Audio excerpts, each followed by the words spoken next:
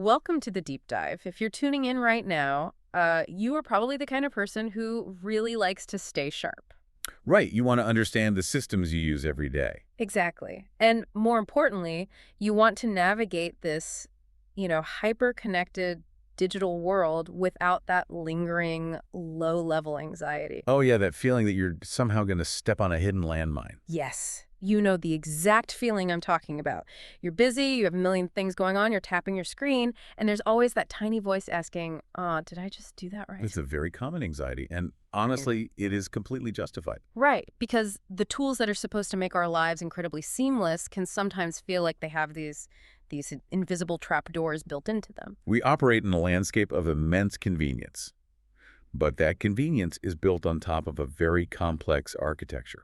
An architecture most of us never actually see or question. Spot on, and that is exactly what our mission is for today's deep dive. We are demystifying the hidden traps in everyday digital transactions. We want to give you, the listener, the knowledge to look at your phone screen with absolute confidence. Exactly, to know exactly what is happening under your thumb. To do that, we are pulling from a really fascinating and highly practical source. It's titled The Ultimate Guide to Avoiding UPI Payment Frauds. It is a granular, deeply detailed breakdown of the specific vulnerabilities we face when using payment platforms. And just to set the stage here, we aren't talking about obscure financial software. No, not at all. We are talking about the apps that most of us have sitting right on the front page of our home screens. The big ones. PhonePay, Google Pay, Paytm, BHIM. Right, the infrastructure that lets you buy your morning coffee or, split a dinner bill or pay a contractor with just a few quick taps. The ubiquity of these platforms is exactly what makes them such a massive target. I mean, when you have hundreds of millions of people engaging in billions of transactions every single month. It's a huge honeypot. Exactly. You create a very lucrative environment for exploitation. But what I find most compelling about this specific guide is its approach. Yeah, it doesn't just give you a list of boring warnings. Right.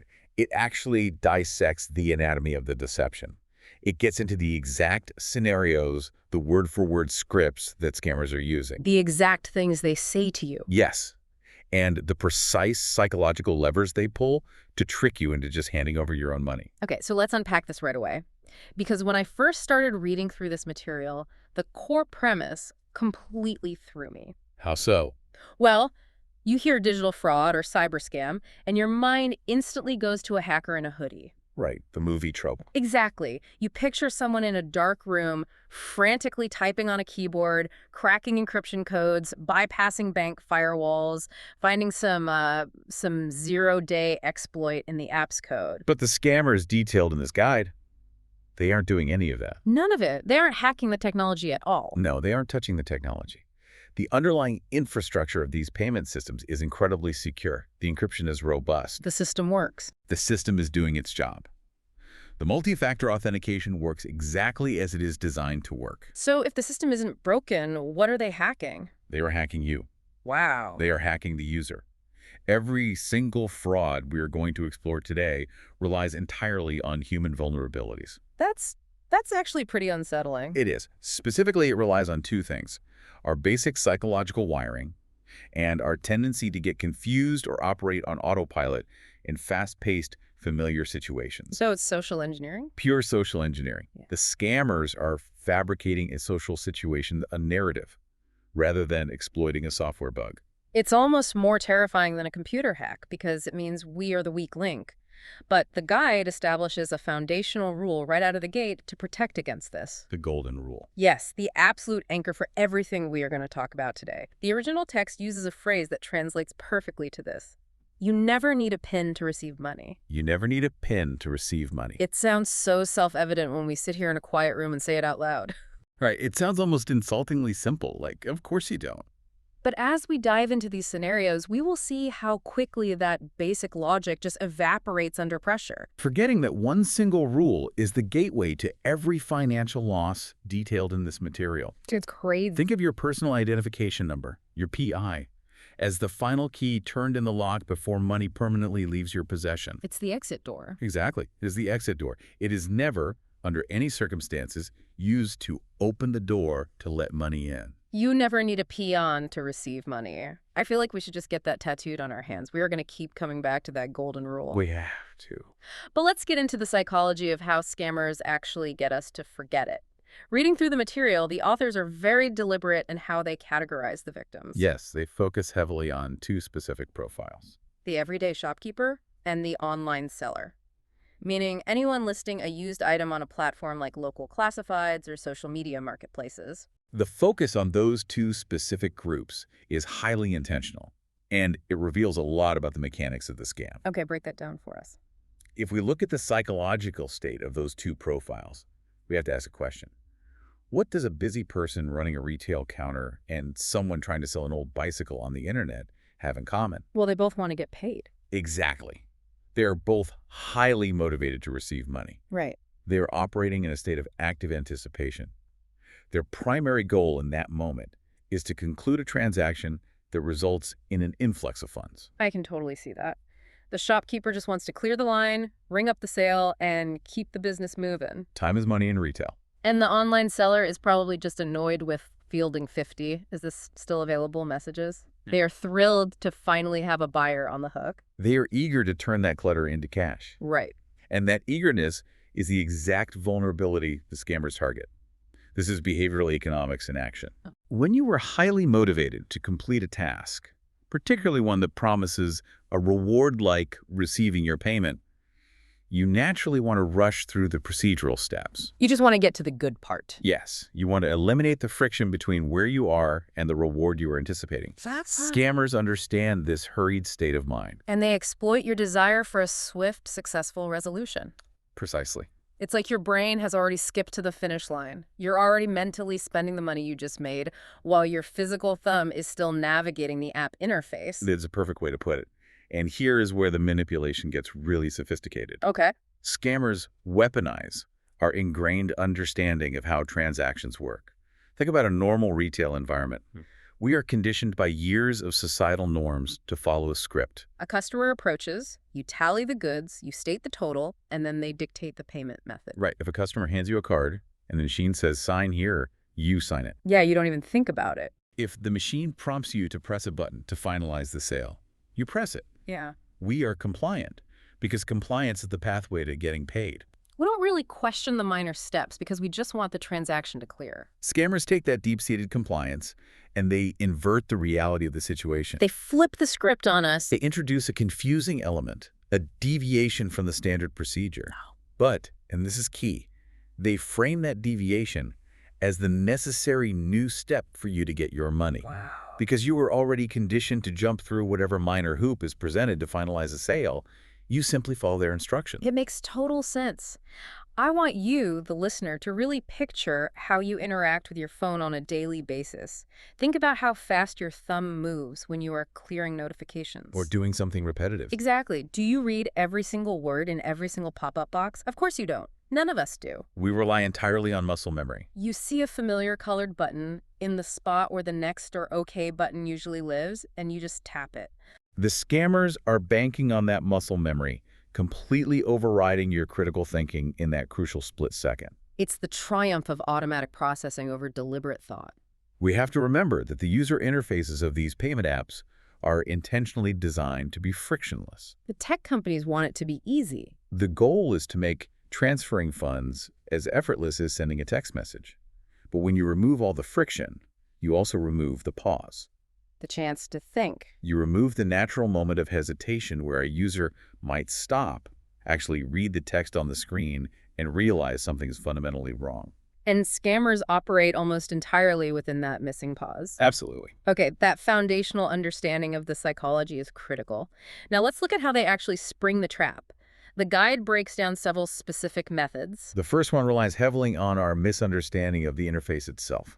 Let's talk about the QR code illusion. The QR code is brilliant technology. It is essentially a physical shortcut. In the context of these payment ecosystems, scanning a QR code is designed to instantly populate the payee's details, their unique ID, their registered name. So you don't have to manually type out a complex string of characters. It removes friction from the process of sending money. But wait, if it's a tool for sending money, how are people getting scammed when they are the ones trying to receive money? The setup the guide describes is incredibly brazen. The scammer literally approaches the victim and says, I am sending you the money right now. Just scan this QR code on my phone. This is the crux of the deception. It relies on a massive chasm between what the victim expects to happen and what the technology is actually programmed to do. The victim hears the scammer say, scan this to receive your money. So their brain builds a mental model.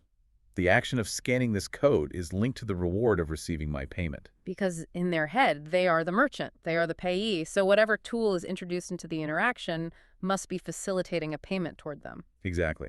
But the technical reality of the infrastructure doesn't care about the social context. It doesn't know who is selling what. Right. Scanning a QR code within your payment app initiates what is called a push transaction. It is a command to your bank that says, I want to push money out of my account and send it to the entity represented by this visual code. So the harsh underlying reality is scanning a code plus entering your PIN equals money leaving your account permanently. It's a complete inversion of reality. The scammer is standing at a door that clearly has a giant push sign on it, but they are looking you dead in the eye and telling you to pull it. That's a great analogy. Let's look at the first real-world scenario the guide uses to illustrate this, because the context makes it so much clearer. They use the shopkeeper example. Walk us through it. Picture this. It's 6:30 in the evening. The shop is packed. People are getting off work, picking up groceries. There's a line of 4 people at the counter. Less stress? Exactly. A customer gets to the front, their items are bagged, and the shopkeeper says, that'll be 800 rupees. The customer pulls out their phone, but instead of just scanning the shop's framed QR code sitting right there on the counter, they act frustrated. The setup. They say, ugh, my network is terrible right now. My scanner won't load. Look, I can generate a QR code for my payment on my end. If you just open your app and scan my code, the money will pull through to your account. We have to deeply analyze the environmental and social pressure operating in that specific scenario. It's not just a technological trick. It's a stage play. It really is. First, you have the environmental pressure. The busy shop, the noise, the line of waiting, impatient customers tapping their feet. The shopkeeper is under immense cognitive load. They're managing the physical space, keeping an eye on inventory, and trying to process transactions as fast as humanly possible. They just want the line to keep moving. Every second of delay feels like a lifetime when you have a queue staring at you. Precisely. Then, the scammer introduces the tactic, the network issue excuse. It's brilliant. It is a brilliant, highly plausible piece of social engineering. Technology fails all the time. Cell towers get congested, apps glitch, Wi-Fi drops. So the excuse doesn't trigger any immediate alarm bells. It's totally relatable. It almost makes the scammer look a bit vulnerable, right? Yeah. Like they're just a frustrated customer dealing with a bad signal. Yes, and notice how it subtly shifts the power dynamic. The customer is offering a seemingly helpful workaround to a shared problem. They are essentially saying, I am trying to give you my money, my phone is failing us, but look, I've found a clever alternative so we can both get on with our day. And the shopkeeper, wanting to secure the revenue and clear the queue, accepts the lifeline. They pull out their own phone, open their payment app, and they scan the code the scammer is holding up. And the second they do that, their app naturally prompts them to enter their PIN to complete the transaction. And this is the fatal moment. This is where our golden rule completely fails to activate in the victim's consciousness. You never need a PIN to receive money. Gone, out the window. The shopkeeper is so entirely anchored to the narrative that this is a receiving process, they blindly follow the app's prompt. In their hurried, cognitively overloaded state, they assume entering the PIN is just a security verification to accept the incoming funds. They type it in, hit enter, and instantly 800 rupees of their own hard-earned money is pushed directly into the scammer's account. The scammer grabs the bags of groceries, says thanks, and walks out the door. Not only did they steal the money, but they stole the merchandise too. And it happens in, what, 5 seconds? Under 5 seconds. The speed is devastating. It's terrifying. Now, let's pivot to the second scenario the guy outlines for this QR trick, which shifts away from the physical world, the online seller. A completely different dynamic. Very different. Let's say you are sitting on your couch at home. You've listed a treadmill on a local marketplace group. Correct. You've been dealing with lowball offers and people asking you to deliver it 50 miles away. It's exhausting. Finally, you get a message from someone who seems completely normal. A relief. They are enthusiastic. They say the price is fair. They say, I really want this, but I can't pick it up until tomorrow. Let me send you an advance payment right now so you can mark it as sold and hold it for me. I'm going to send you a QR code in the chat. Just scan it to receive the advance. The psychological levers being pulled here are different from the shopkeeper, but they are equally, if not more, potent. Right? With the online seller, the scammer is exploiting the emotional high of an unexpectedly smooth sale. Anyone who has sold items online knows it can be a tedious, frustrating process. Oh, it's the worst. When a buyer suddenly appears who is eager, doesn't haggle, and immediately offers money up front, the seller experiences a massive rush of relief. You feel like you've won the lottery. You finally found the one reasonable person on the entire internet. That emotional high actively suppresses skepticism. The promise of an advance payment is an incredibly powerful lure. So the scammer sends an image of a QR code through the platform's chat interface. The seller, riding that wave of relief and desperate to lock in the deal before the buyer changes their mind, saves the image. They open their payment app, use the scan from gallery feature, and they process the code. I see where this is going. The dangling carrot completely blinds them to the reality of what the app is doing. Completely. The seller is so hyper-focused on the reward, the advance payment they believe is imminent, that they are oblivious to the fact that they are initiating a transfer out of their own account. They see the PIN prompt, their brain interprets it as claim the advance, they enter the numbers, and their account is drained. And the worst part about the online version is the anonymity. Exactly. The shopkeeper at least has a face they might recognize. With the online seller, the second the money leaves, the scammer blocks their number, deletes the fake profile, and vanishes into the ether. The incredible speed of the digital payment system, which is supposed to be its greatest benefit, becomes the ultimate weapon against the victim. The money is gone before the realization even hits. And that brings us to the evolution of these tactics. If the QR code relies on a misunderstanding of a physical action, the next scam category relies on a misunderstanding of the digital interface itself. Right. Let's move into scam breakdown number 2, which the guide labels the collect request ambush. This one is insidious. Honestly, reading through the mechanics of this one gave me chills, because it hides right in plain sight inside the app's own notification system. We all get 100 notifications a day, and this weaponizes that exact fatigue. To understand the ambush, we first need to define the tool being used. What is a collect request?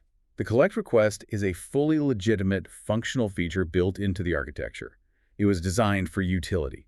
Fundamentally, a collect request is a demand for payment from someone else. It is the digital equivalent of a vendor sliding an invoice across a desk. Exactly. It is unequivocally not an incoming payment. It's someone saying, hey, you owe me this money, please authorize the transfer to me. Correct. But scammers manipulate the presentation and the timing of these requests to create a devastating illusion. The trap is triggered when a notification pops up on the victim's smartphone. The text usually reads something straightforward like, XYZ is requesting 500 rupees. The user interface then presents a choice, usually a subtle button to decline or dismiss, and a very prominent, brightly colored button to approve or pay. And the trap closes the moment the user hits that prominent approve button. Because immediately after that, the app asks for the PIN. You punch it in, and the money is gone. The danger here lies in the ambiguity of modern digital life.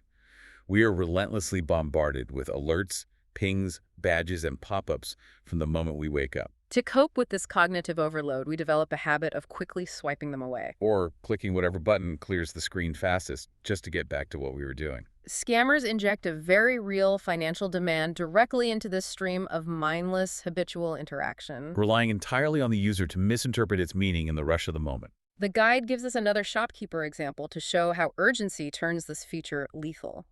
Let's go back to the retail counter. A customer has picked out a few items. They look at the shopkeeper and say, okay, the total is 200 rupees. I'm sending you the 200 right now. I want to pause and highlight the verbal framing there. Yeah, that's important. The scammer explicitly states out loud, I am sending.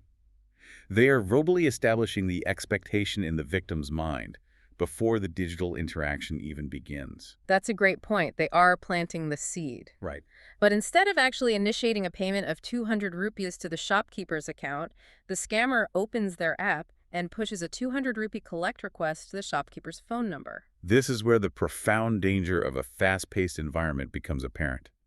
The shopkeeper hears the words I am sending. A second later, their phone buzzes on the counter. They glance down at the screen. What is the very first piece of information their brain registers? The number.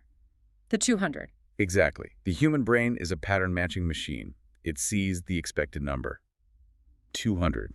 This visual confirmation validates the scammer's verbal claim. The brain takes a cognitive shortcut. The customer said they are sending 200. My screen is showing the number 200. Therefore, this must be the notification of the payment arriving. The shopkeeper, trying to move quickly, does not read the smaller, less prominent text that says "is requesting." They just see the large, usually green approve button. In their hurried state, they interpret approve as accept payment. They tap it, they enter their PIN purely out of habit, and they have just paid the scammer for the privilege of giving away their own merchandise. It is an incredible manipulation of context. They are literally using the shopkeeper's own hardware against them. But let me tell you, as bad as that is, the online seller variant of this collect request scam is where the stakes get astronomically high. Yes. When I read this part of the guide, I actually had to go back and read it twice because I couldn't believe it worked. The online seller scenario demonstrates how scammers radically escalate the damage when they are protected by the distance of the internet. In a physical shop, a scammer might risk a confrontation for a few hundred rupees. Online, they're aiming for tens of thousands. The guide outlines a situation like this. You are selling a high-value item online. Let's say it's a nearly new laptop, and you are asking for 50,000 rupees. A big ticket item. You've been chatting back and forth with the buyer. You finally agree on the price. The buyer is super cooperative. They say, fantastic, consider it sold. Look, I'm going to arrange for a courier to pick it up. I'm going to send you a little extra right now for the delivery charge so you can handle the shipping on your end. Once again, the setup is engineered to be highly plausible.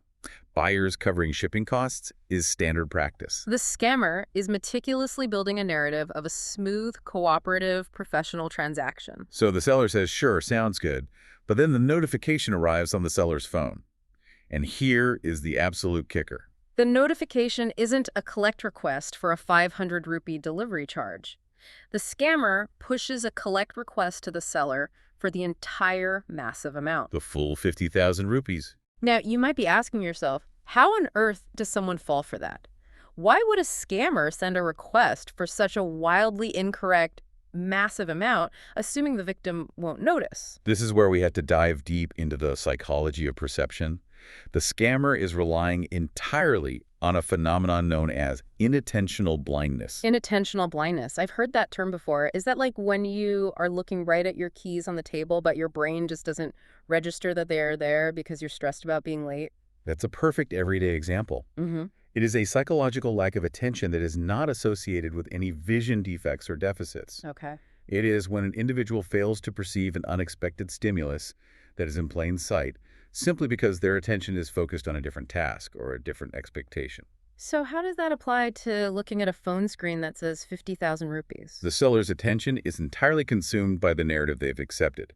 The buyer is sending me a small delivery charge so we can close this massive laptop deal. Their brain has preloaded an expectation of a routine, low-stakes confirmation screen. When the notification pops up, the seller is experiencing the emotional high of having successfully sold a 50,000 rupee item. Their thumb is already hovering over the bottom of the screen where the OK or approve buttons always live because they just want to keep the momentum going. So you're saying they literally don't see the extra zeros? They see what they expect to see rather than what is actually rendered in pixels on the screen in front of them. Their brain filters out the unexpected data because it contradicts the established narrative. They don't register the word request. They don't register the massive number. They just see an interface element requiring an action to move the process forward, and they take it. They hit approve, they enter their PIN, and in a fraction of a second, 50,000 rupees is siphoned from their bank account. It's devastating. It just highlights how unbelievably dangerous it is to operate on autopilot when you are dealing with your finances.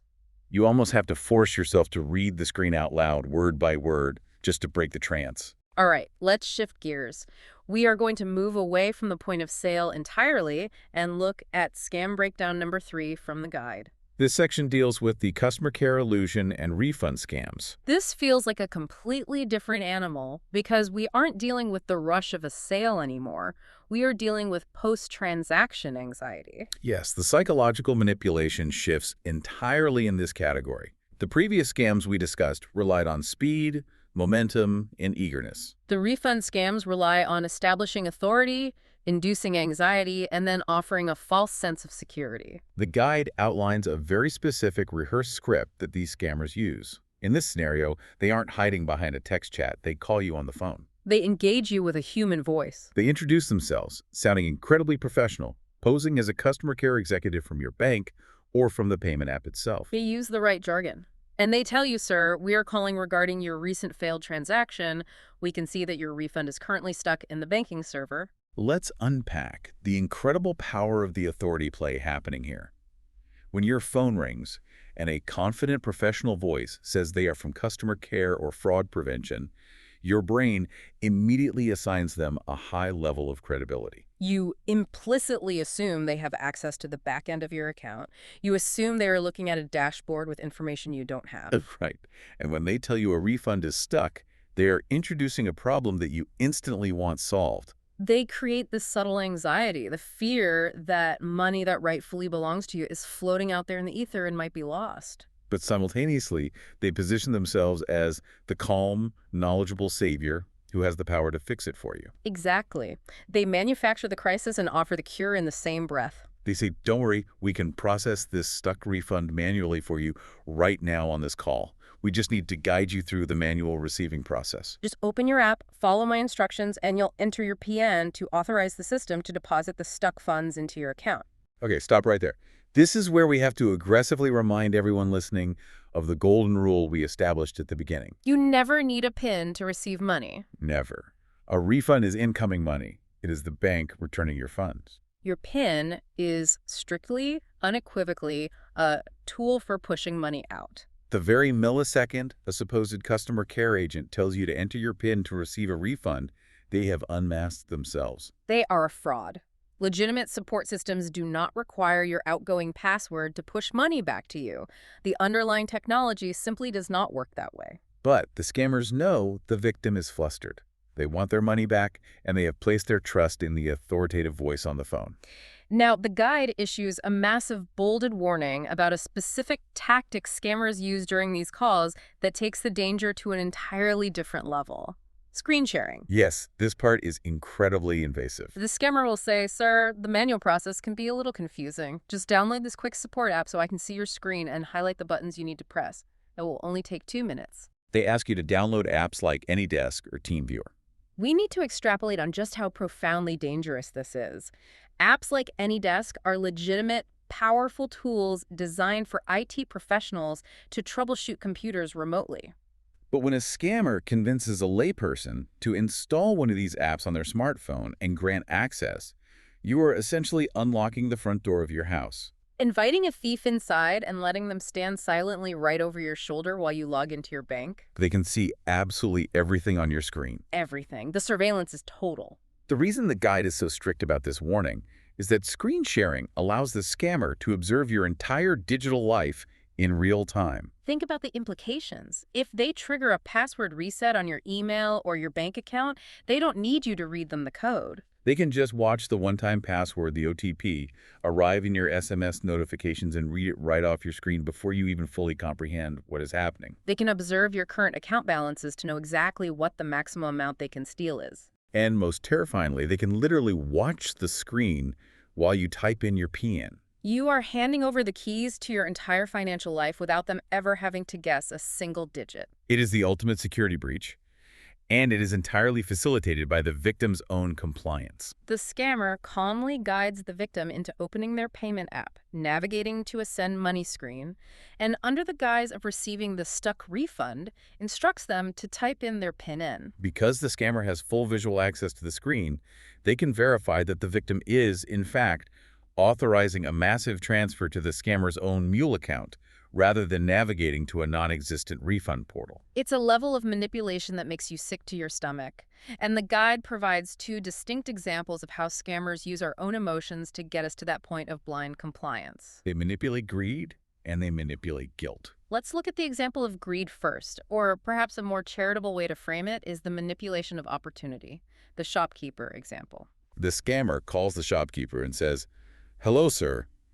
You have been doing such a high volume of transactions on our platform lately that you have qualified for a 12,000 rupee merchant cashback reward. But our system shows it is pending, and the offer actually expires at midnight tonight. Let's get that claimed for you before you lose it. This is a textbook manipulation of desire. 12,000 rupees is a significant chunk of change. It's found money. When the shopkeeper hears this, their critical faculties are instantly clouded by the prospect of an unexpected windfall. The scammer intentionally introduces a false sense of urgency. The midnight expiration. This is designed to force the shopkeeper to act impulsively without consulting anyone or thinking the process through logically. The scammer says, just download this quick screen support app so I can walk you through the claim portal on your phone. The shopkeeper, completely blinded by the prospect of 12,000 free rupees dangling in front of them, downloads the app and shares their screen. The scammer guides them to a standard payment page, tells them to enter the merchant claim code, which is, of course, just the transfer amount of 12,000, and then asks for the PIN to finalize the deposit. And once again, the shopkeeper types in the PIN, fully expecting an influx of cash to hit their ledger, but instead, they authorize a payment out of their own working capital.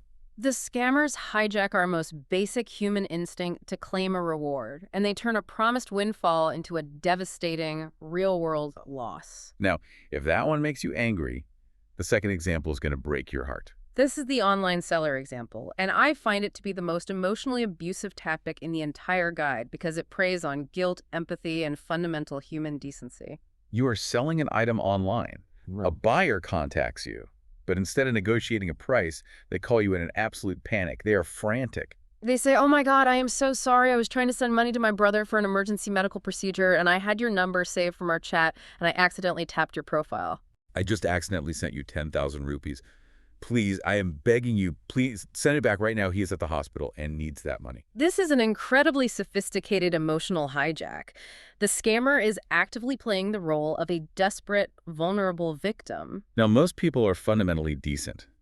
When a stranger comes to them in a panic, claiming to have made an honest, high-stakes mistake, our natural instinct is not suspicion. Our natural instinct is a desire to be helpful, to de-escalate the situation, and to right the wrong. The seller instantly feels a sense of unearned guilt for holding on to this person's supposed medical money. But here is where the seller might actually try to do the right thing. The seller checks their bank app and they say, listen, I want to help you, but I don't see 10,000 rupees in my account. And this is the moment the scammer escalates the illusion to break down the seller's resistance. Exactly. The guide notes that the scammers utilize fake apps in these scenarios. There's a whole cottage industry of applications designed specifically to perfectly mimic the user interfaces of all the major banking and payment platforms. The scammer uses one of these tools to generate a highly convincing, pixel-perfect fake transaction receipt. It shows 10,000 rupees successfully transferred to the seller's exact name and phone number. The scammer immediately sends this fake visual proof to the seller via chat. So the seller is looking at this incredibly official-looking receipt. The branding is right, the fonts are right. They think, well, the banking service can be slow sometimes. Maybe it just hasn't refreshed on my end yet. But clearly, this person's account was debited. I'm looking right at the proof. And all the while, the pressure is mounting. The buyer might be literally crying on the phone, begging for the hospital money. The scammer is heavily relying on the seller's empathy to completely override their cold logic. The strictly logical, secure step is to say, I am sorry, but I have to wait until the funds actually clear in my own ledger before I can initiate a return transfer. But the immense emotional pressure forces the seller to act prematurely. Desperate to be an honest, helpful person in a crisis, the seller opens their app, manually types in the scammer's number, types in 10,000 rupees, enters their PIN, and refunds the money. Only to realize hours or maybe even days later, when the original fake deposit obviously never arrives, that there was no mistake. There was no brother in the hospital. The seller just willingly transferred 10,000 rupees of their own actual money to a con artist. It is a profound betrayal of human decency. It perfectly illustrates how scammers weaponize our best traits against us. They use our natural desire for a reward and our natural empathy and guilt for the suffering of others as the crowbars to pry open our bank accounts. It's the kind of thing that makes you want to never trust anyone ever again. Which actually transitions us perfectly into our final scam category from the guide. Scam breakdown number 4. The digital sleight of hand, or as the guide calls it, the fake screenshot scam. If the last scam was about emotional manipulation, this one is entirely about the illusion of visual proof. We operate in a highly visual, screen-based culture. We have been conditioned over the last decade to implicitly trust what we see on our screens. Particularly when the visuals conform to the design languages and user interfaces we recognize and use daily. We trust the green check mark. We trust the little animation of confetti when a transaction clears. We trust the specific font weight and the layout of our preferred apps. We associate those visual cues with concrete reality. Scammers understand this visual conditioning, and they know that creating a visual lie is the easiest thing in the world. The guide outlines the simple mechanism of this final scam. The scammer simply shows you or sends you a visually edited screenshot that says, "Payment successful." It will have your correct name, your correct phone number or ID, the correct transaction amount, the correct date and timestamp, and all the right corporate branding. Our modern reliance on these specific visual cues is a massive structural vulnerability. We assume that because an app looks a certain way, it must be legitimate. But anyone with a basic free photo editing application on their phone can forge a payment successful screen in about 2 minutes. There are even dedicated automated fake receipt generator websites where you just plug in the variables and it spits out a perfect replica. The screenshot is fundamentally a meaningless arrangement of pixels. It carries zero cryptographic weight. But to the human brain, it instantly registers as concrete, undeniable proof of a completed action. Let's look at how this fake proof is executed in the real world. The guide returns to the shopkeepers scenario first. A customer comes in, picks out some of the most expensive items in the store, maybe high-end electronics or premium groceries. They walk up to the counter, scan the shop's QR code, and tap away on their phone for a few seconds. Then, they boldly hold their screen right up to the shopkeeper's face. The screen is displaying a bright, perfect, green payment successful receipt for the exact total. And immediately, the customer employs a distraction or mitigation technique. They say, "The cellular network is really slow in this neighborhood today. You might not get your SMS confirmation immediately, but look, my app shows it's done. The money has left my account. Here is the reference number." And the shopkeeper is put in a terrible position. They see the familiar green check mark. The customer is standing right in front of them, holding the goods, acting completely normal. The shopkeeper feels a massive social pressure to conclude the interaction smoothly. They don't want to cause a scene, and they certainly don't want to accuse a seemingly legitimate paying customer of being a liar or a thief. That is exactly the friction the scammer is exploiting. They know that in a face-to-face interaction, the victim will prioritize social harmony over rigorous, independent verification. The shopkeeper mentally accepts the visual proof to avoid an uncomfortable confrontation. They hand over the merchandise, and the customer walks out. The physical escape is complete. It is only hours later, when the shopkeeper is reconciling their accounts at closing time, that they realize the money never actually hit the bank. The screenshot was a complete fabrication from the start. It is the digital equivalent of handing a cashier a beautifully painted piece of paper that says 100 rupees and walking out of the store before they realize it's not legal tender. Now let's look at the online seller scenario for this same fake screenshot tactic. You are selling an item. You agree on a price with the buyer. The buyer says, "Great, I've just transferred the money." A few seconds later, your phone buzzes. You receive an image on WhatsApp from the buyer. You open it up, and it's a pristine screenshot showing a successful transfer to your exact account details. In this remote scenario, the scammer is using the fake screenshot to compel the seller to take an irreversible physical action. They're using digital fiction to manipulate the physical world. They want the seller to put the item in a box and hand it to a mail carrier. The seller, trusting the image because it looks exactly like every other payment confirmation they've ever seen, thinks the financial side of the deal is concluded. They pack up the courier, they drive to the post office, they ship the item, and they proudly send the tracking number to the buyer. They feel good, they did their part. But the actual cryptographic money never arrives. The seller checks their bank balance the next morning, and it is completely unchanged. They try to contact the buyer to ask about the delay, and of course they find they have been blocked across all platforms. They check with their bank's customer service, and the bank confirms there is no record of any transaction even being attempted. The seller has lost their physical property entirely because they placed their trust in a forged digital image. This brings us to a crucial, non-negotiable point that the guide is absolutely explicit about. We have to underscore this warning for everyone listening right now because it requires a fundamental shift in how we interpret digital information. A screenshot is never proof of payment. I repeat, never. It simply does not matter how legitimate it looks, how perfect the fonts are, how correct the date and time are, or how convincing the person showing it to you is. In the digital age, visual evidence of a transaction provided by the payer is entirely fundamentally worthless. So if we can't trust what someone shows us, how do we actually verify? What is the protocol? You verify the transaction only through your own independent systems. You must open your own payment app and actively refresh your transaction history. You check your official SMS notifications from your bank and ensure they're actually from the bank's short code, not a spoofed number. You log into your own net banking portal. Until the money is definitively reflected in an infrastructure that you alone control, the payment has not happened. You must train yourself to completely disregard the scammer's proof and rely solely on your own independent verification. Okay, we have walked through the darkness. We have spent a lot of time analyzing the traps. We have seen exactly how these scammers exploit our anticipation, our haste, our deference to authority, our greed, our guilt, and our misplaced trust in visual cues. We've seen how they take the very convenience we love and turn it into a weapon against us. Now it is time to build our defenses.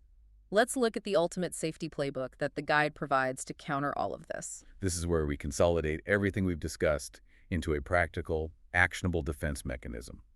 Understanding the psychology of how the scams work is the first half of the battle. The second half is implementing rigid, unyielding rules in your daily life to ensure you never become a victim, regardless of how convincing the scammer's narrative might be. Let's rally everyone listening. We are transitioning from the anxiety of the problem to the absolute core philosophy, the absolute mantra of this entire deep dive. You never need a PIN to receive money. Write it on a sticky note and put it on your monitor. Make it your phone's lock screen wallpaper. If you retain absolutely nothing else from the last hour of us talking, remember that single sentence. The very moment an app asks for your PIN, you must immediately stop what you are doing, take a breath, and say to yourself, I'm about to send money. If your intention in that specific moment is to receive money, you are being actively scammed. Yep. Period. Full stop. Let's synthesize the specific warnings from the text into a non-negotiable checklist for the listener. Think of these as hard and fast laws of digital gravity. There are no exceptions to these rules. Let's hear them. Rule number 1, scanning a QR code means you are giving money. A QR code in a payment app is a command to pay.